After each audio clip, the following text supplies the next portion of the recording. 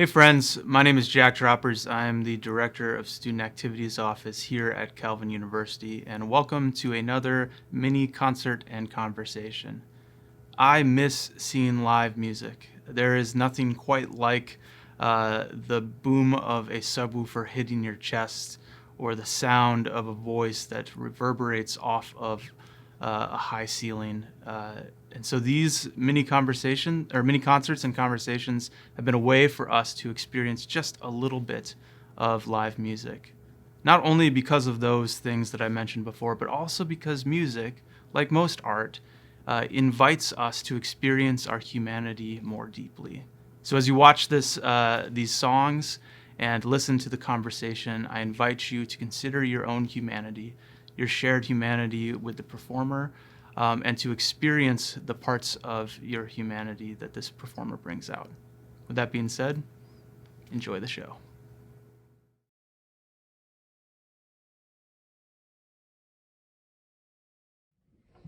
Hey friends, looking forward to seeing you soon. Thought we'd play a few songs. This one is an old hymn called This Is My Father's World.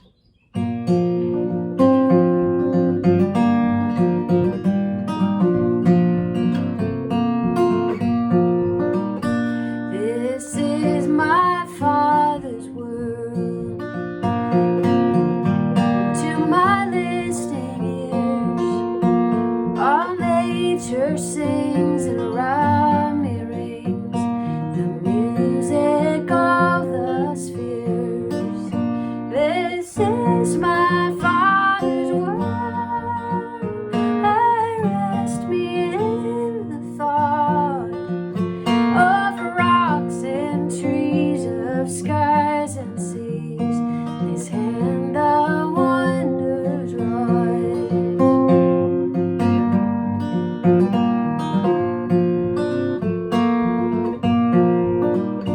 This is my Father's word.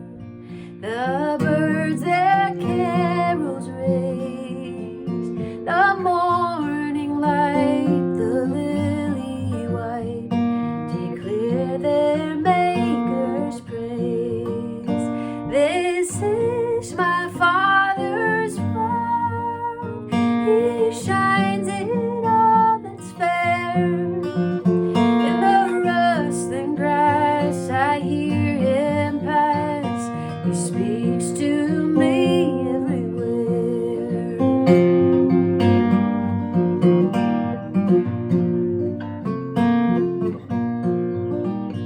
This is my Father's word.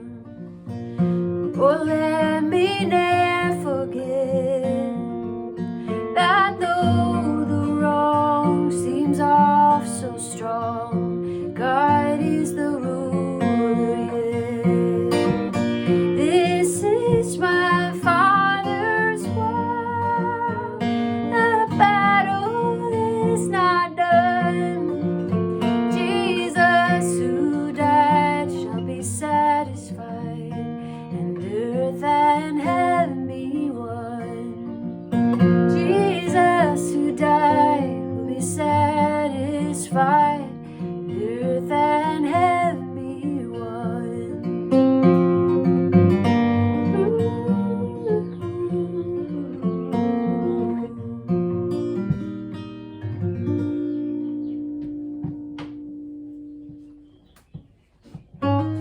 This song called Kindness.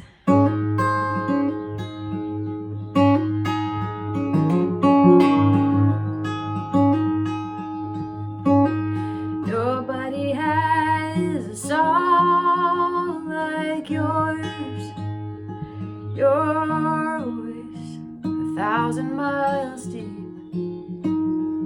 sitting at your table on a February day. See the rain outside, washing everything, and how your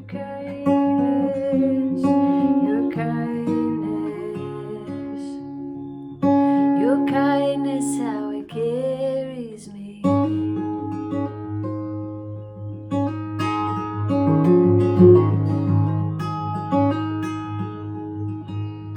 Nobody has a song like yours. Your face, your harmony so sweet. All hours of the night across the telephone line. How you have filled my glass as we grieve the past. And how your kindness, your kindness, how it carries me.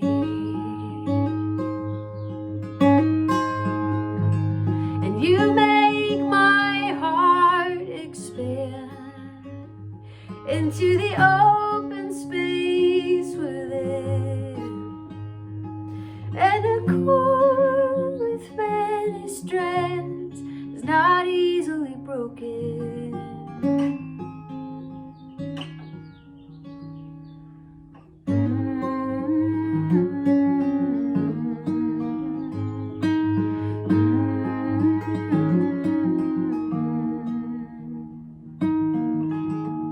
Nobody has a song like yours. Your hands, your favorite vintage ring. Walking late this evening with a notebook and a pen. Let it not go unsaid. You are a faithful friend.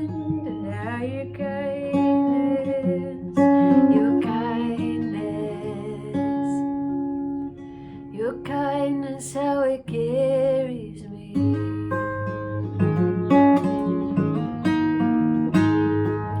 Carried by your kindness, carried by your kindness. Oh, carried by your kindness.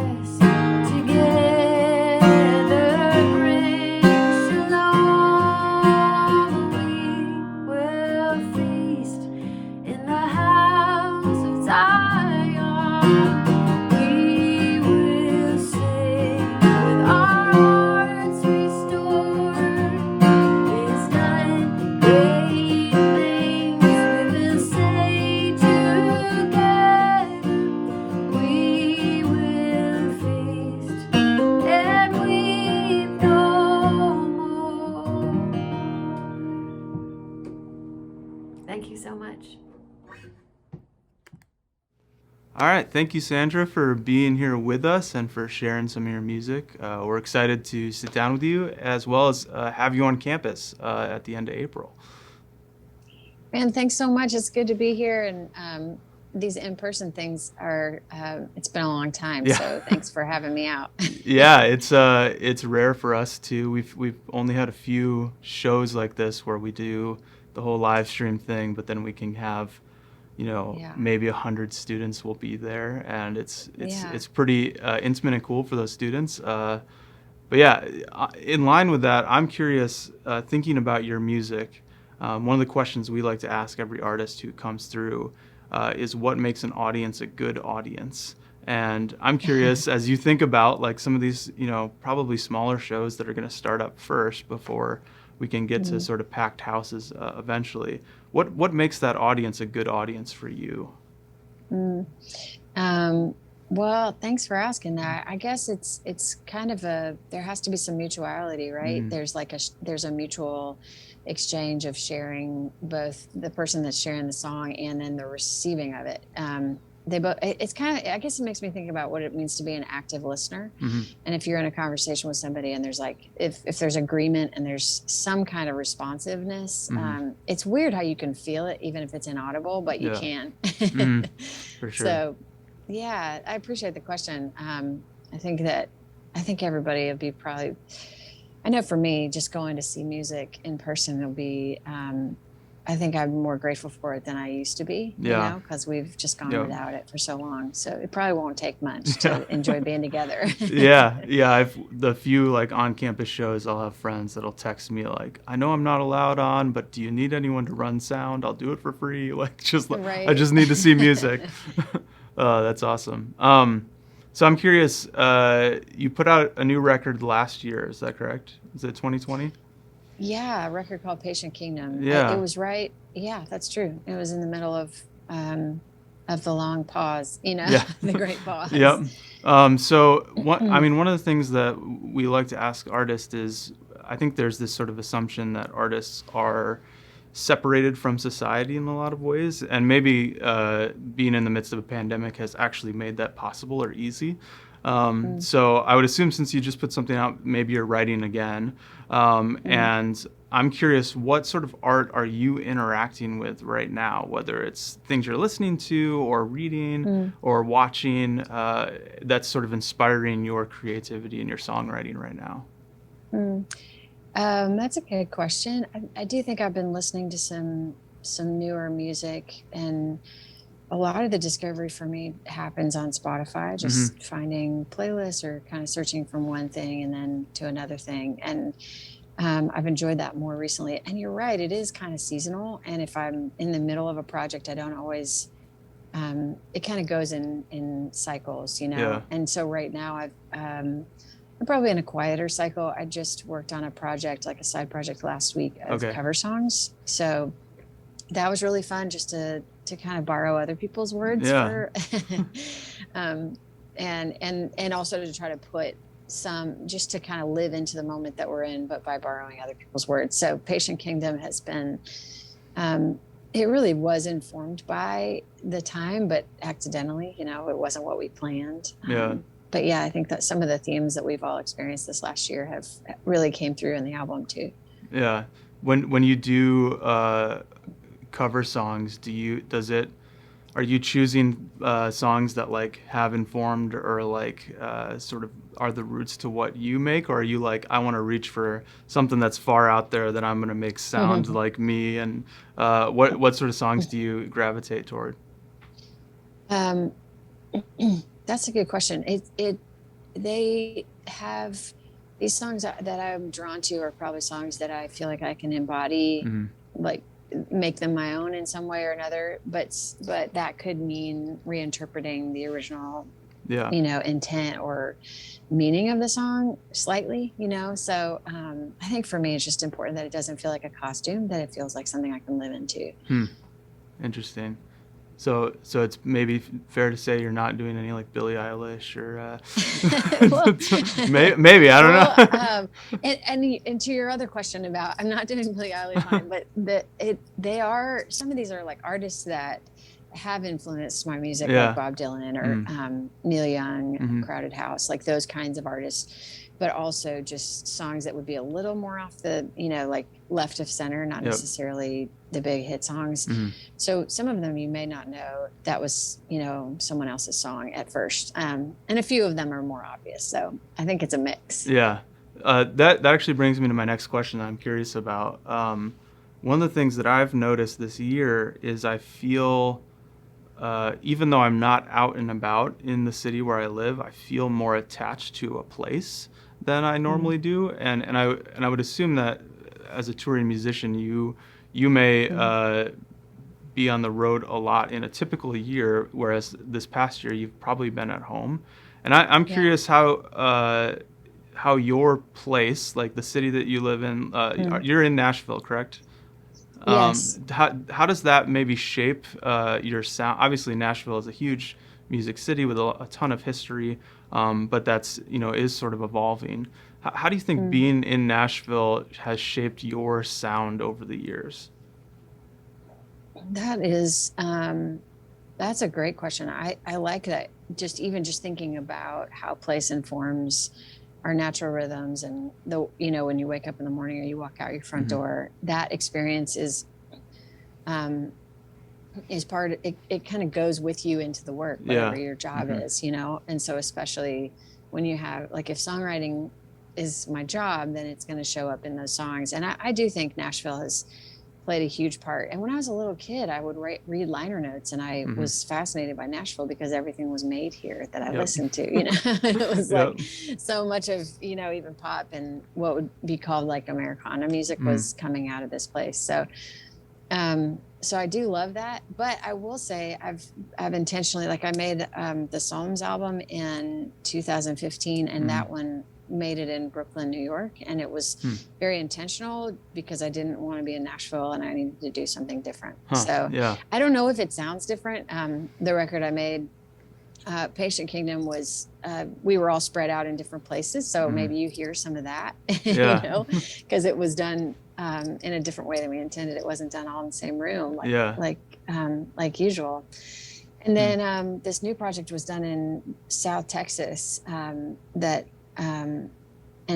one I think has its own sound. It was almost Mexico, so it feels like it has a completely different vibe. That's fascinating. So it's a great, I hadn't thought about that until you asked that, but they're really, you can mark places even by the sounds of the albums. That's fascinating, that maybe like your songwriting might embody the place you're in when you write, but then it can be a totally different feel if you're recording in another spot. That's true. That's fascinating. I want to ask this. So it's interesting. I don't actually get to interview a lot of artists who are writing for more for a Christian audience, and so typically how I phrase this question is that it wouldn't be a stretch that we live in a culture in crisis, and what does it look like? What are the responsibilities of an artist in a culture in crisis?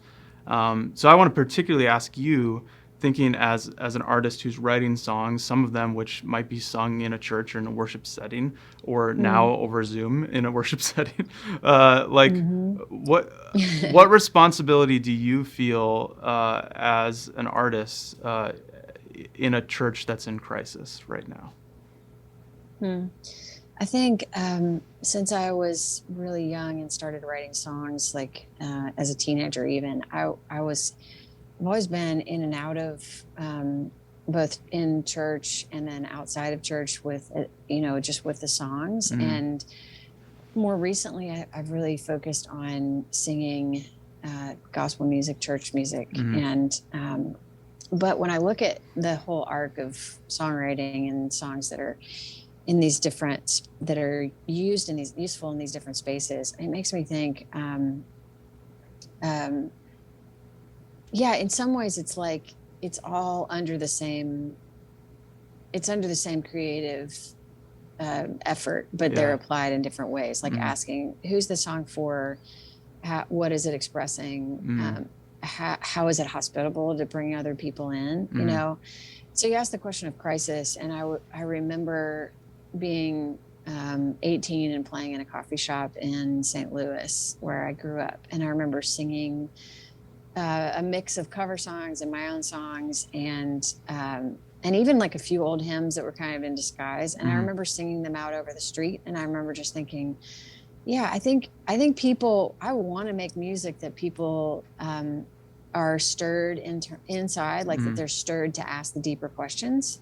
And if music can help to kind of unearth some of those questions, I think sometimes it can do that in a way that conversation or creed or other, or even like reading doesn't quite hit the same place at the same depth, you know?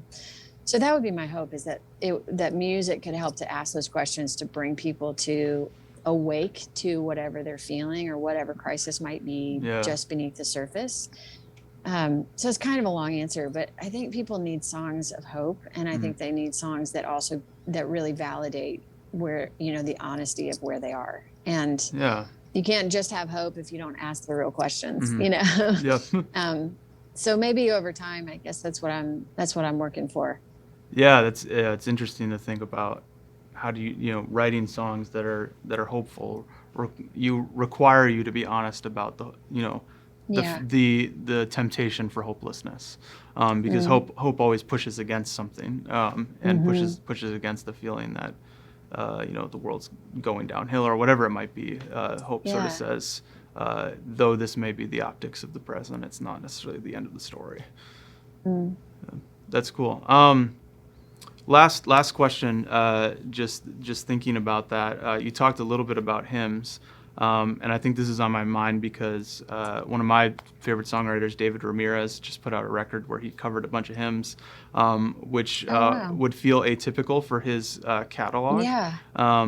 But it's made me rethink, like, all right, what's happening within sort of the hymnal, tradition of singing songs that sort of have familiar tunes and familiar lyrics. And in one of the classes I've taught here, we talk a little bit about memory and music and how music touches on our memory. And you go into homes where, people who are in the later stages of dementia can't remember anything, but you put on a hymn and they know all the words. So I'm curious, as you think about hymns and you think about interacting with those things, what is it about them that draws you to them? Is it the sort of ease of them to sing along with, or is there something else that maybe is drawing you in? Yeah, admittedly, I can be a little sentimental about just something that's old, that has been, tested. But I think that they tell a wider story than a lot of more contemporary, more modern writings. Sometimes the old hymns have really stood the test of time. So, and they're also like bad old hymns too. So I think it's not that they're all great just because they're old. I think I think the ones that are enduring and the melodies that are enduring, like especially those folk tunes, and that I think that's what really keeps us coming back to those like human questions that we all share. So the hymns do that really well. Yeah, that's great. Well, thank you for bringing your tunes to our YouTube channel, and thank you for coming to campus. For the viewers, you can get Patient Kingdom and all of Sandra's music wherever you stream music, or at her website, which we'll link below. You can also get tickets to the show, either a live stream or if you're a student in person. We'll also link those below. So thanks again, Sandra, and we'll see you in April. Thank you so much, Jack.